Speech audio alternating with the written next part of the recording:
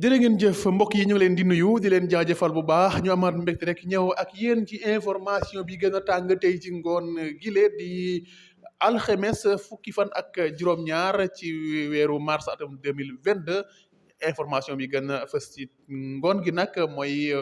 convocation bi nga xamante ne yoon woolu na ko ki nga xamante ne mooy Ndeye Khady Ndiaye bu ngeen déggee loolu nag day jëm rek ci coowal Ousmane Sonko ak Adji Sarr Ndeye Khady Ndiaye moom moo nekkoon patron kii di Adji Sarr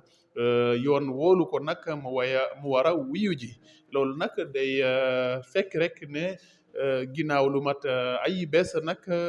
mbir mi dañ ko tegaatoon ci place publique bi ginnaaw bu Adji Sarr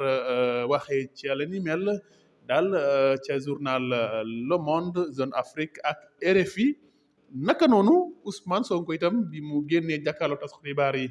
ñëwaat na ci mbir loolu mu mel ni rek daal mbir mi dañ ko sulliwaat ginnaaw bu mu defee atta ak ay fan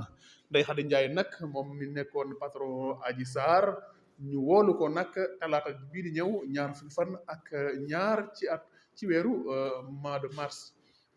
ginnaaw bu 10 heures jotee loolu nag mooy lu beesaat ci mbir yi nga xamante ne mooy diggante Ousmane Sonko ak Adji Sarr mën nañ wax sax diggante Ousmane Sonko Adji Sarr Ndeye Khady Ndiaye mi nekkoon patron